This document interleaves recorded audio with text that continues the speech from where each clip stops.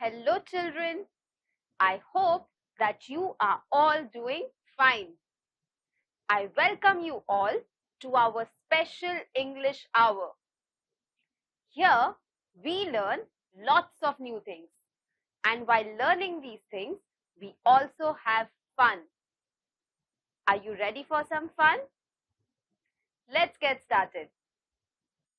Children, we all know that we always start our day with something fun and interesting. So today, I have a tongue twister for you.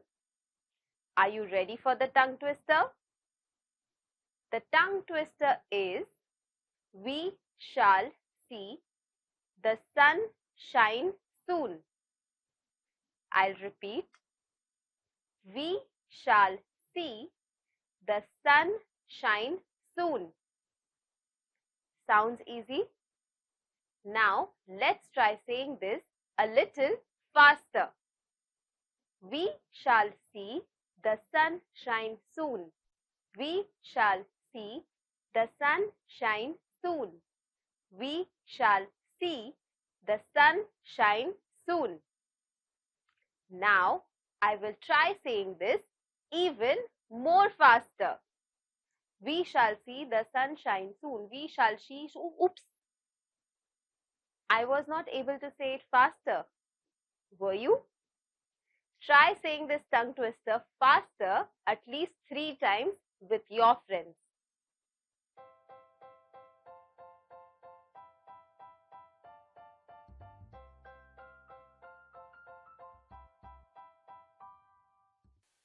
Children, today let's talk about houses. Now you all know that food, clothing and shelter are the 3 basic necessities of human life. Do you all know how houses came into existence? Let's go back to our history. Back then, man used to wander from place to place. Today, we live in our own houses for a very long time. But back then, man used to move from place to place. They used to set up a tent for a few months, live there for a while, and then move to the next place. Back then, man used to hunt and gather food. But later, he discovered rivers. And then he realized that the soil near the river is fertile. And what can we do from that? Exactly. That's when man discovered that he could do farming. And once he realized that, hunting and gathering stopped and agriculture was started. Now, since man could farm, he thought that he should build houses. And that is how man started building houses, because he did not think that he should be moving from place to place. And that is how houses came into being. Now, as I said, we all live in our houses and we don't have to move. What do you think is house? A house is a place where we live with our family members. A house is a very sacred place. It is our safe place, right? I have a question for you. Sometimes we go to our relatives' houses or someone who we know, maybe our friends. Do we always feel comfortable? Yes, the people are comfortable, but we always miss our houses, right? And that is because it belongs to us. It is our safe place. Houses are very important to all of us, and all of us have a deep feeling and connection about our own homes.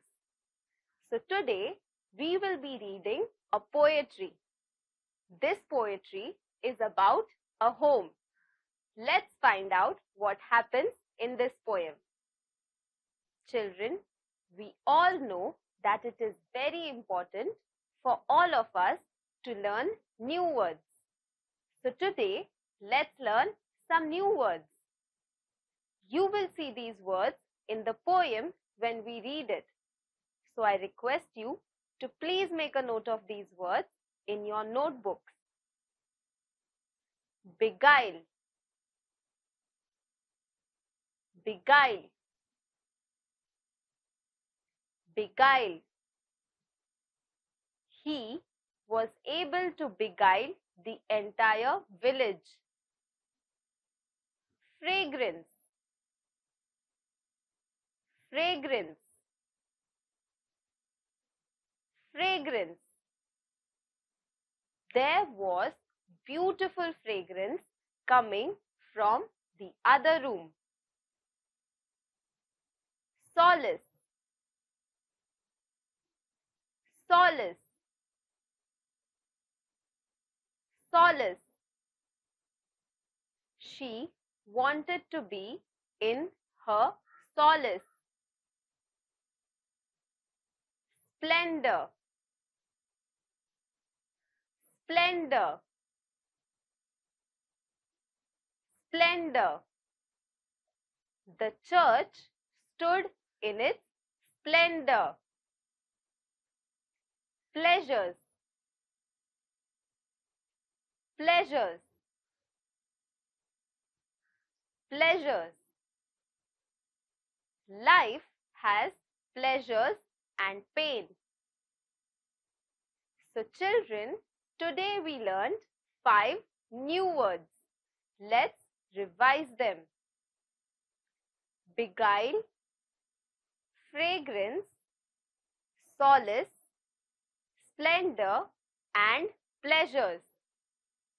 I hope you remember these words, and I hope that you have made a note of these words in your notebooks. Children, let's read a poem from our Bal Bharati textbook. Please open page number 95 of your textbook. This is a poem, and the name of the poem is Home Sweet Home. This poem is written by John Howard Payne. Now, I will be reading this poem, and I request you to point at the words as I read them. And if you don't have a textbook, listen to me carefully.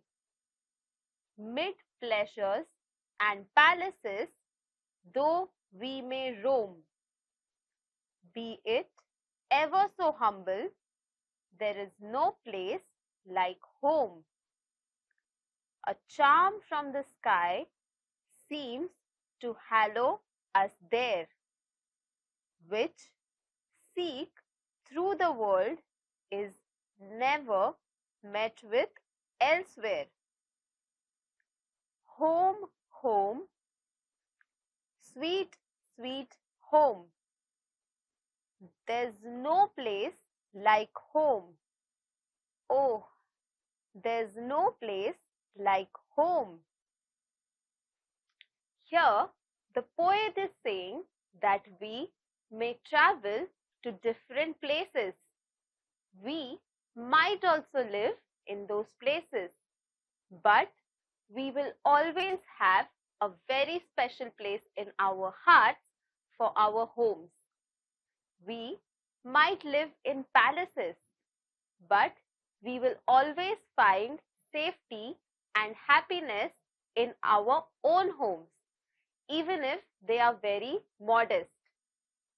An exile from home, splendor dazzles in vain. Oh, Give me my lowly thatched cottage again. The birds singing gaily that come at my call. Give me them and the peace of mind dearer than all. Home, home, sweet, sweet home. There's no place like home. Oh, there's no place like home. In the second stanza, the poet says that we might see wonders of world, but even these wonders of the world look very disappointing. The poet would still miss his home, even if it is a small cottage. The poet says that he would rather hear to the chirping sounds of the birds than see these wonders which will not have any effect on the writer, because he feels happy when he is in his home. I gaze on the moon as I tread the drear wild, and feel that my mother now thinks of her child as she looks on that moon from her own cottage door, through the woodbine whose fragrance shall cheer me no more. Home, home, sweet, sweet home. There's no place like home. Oh, there's no place like home. In this stanza, the poet says that when he is walking in the wild, he takes a look at the moon and he thinks of his mother. The poet is missing his mother. When he looks at the moon, he thinks that his mother must also be missing him. And at that very moment, she also might be looking at the moon from their thatched cottage. The poet further states that he misses the fragrance of woodbine, and he says how much he misses his home. How sweet 'tis to sit neath a fond father's smile, and the caress of a mother to soothe and beguile. Let others delight mid new pleasures to roam, but give me, oh give me, the pleasures of home. Home, home, sweet, sweet home. There's no place like home. Oh, there's no place like home. In this stanza, the poet says that let other people roam and explore new places, because the poet would any day choose his father's fond smile and his mother's caress or loving touch, because right now the poet is missing all of these things, which is why he says that there is no place which is as beautiful as home. To thee I'll return, overburdened with care. The heart's dearest solace will smile on me there. No more from that cottage again will I roam. Be it ever so humble, there is no place like home. Home, home, sweet, sweet home. There's no place like home. Oh, there's no place like home. In the last stanza, the poet is talking about the time when he would return to his home. He says that when he will return to his home, he might have some worries.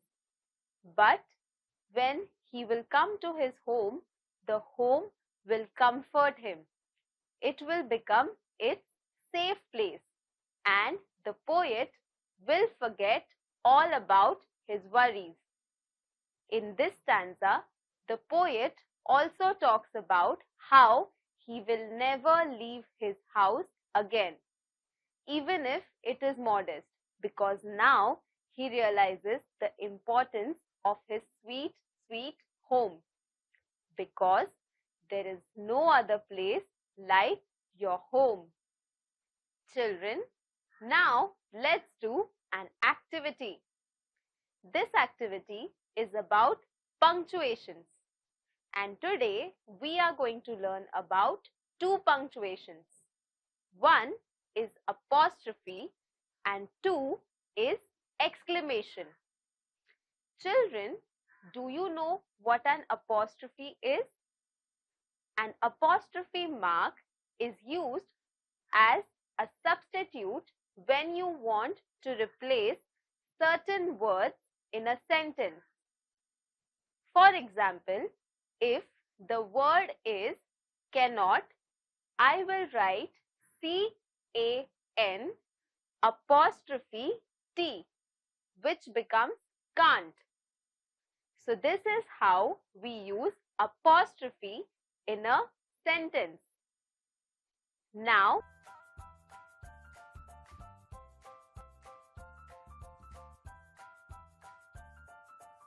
children, were you able to solve this activity? Let's have a look.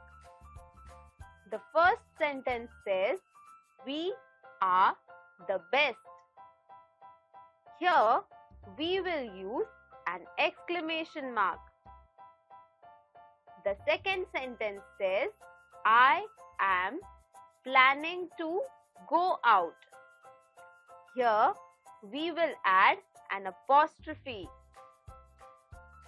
Next, it says, that is a huge whale. Here, we will add an exclamation mark. The fourth sentence says, I do not like apples to eat. Here, I will add an apostrophe for don't. Next says, what an idea.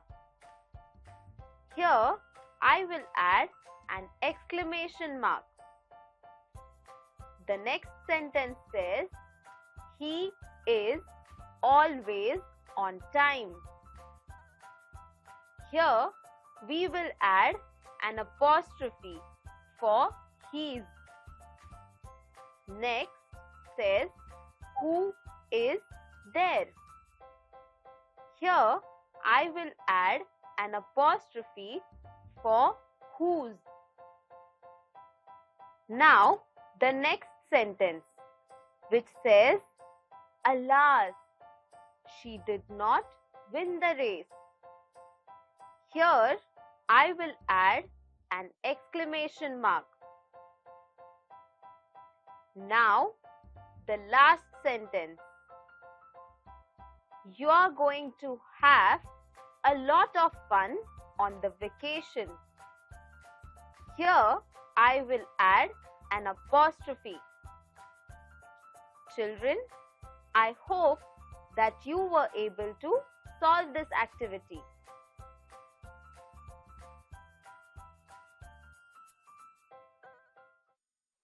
Children, in the poem, we saw that the poet was saying that he is missing his home. This means that he probably was staying away from his home because of work. So now, let's do an activity related to the poem. Think about 5 professions to stay away from your home.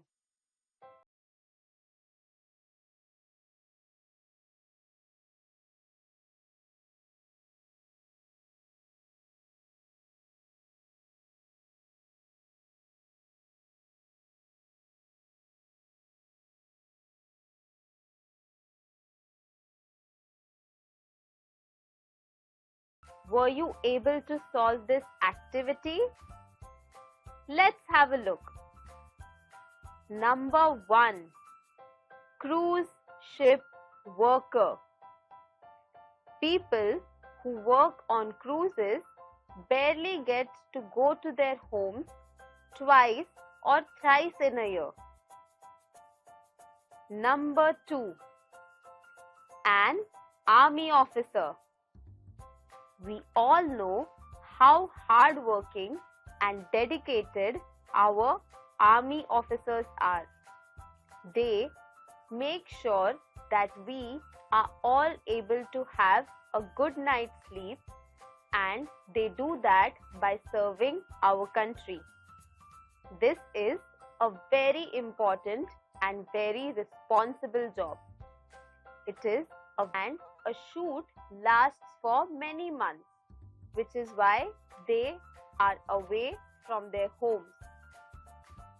So children, these were the names of the occupations where people are required to stay away from their homes for a while. I hope that you were also able to solve this activity.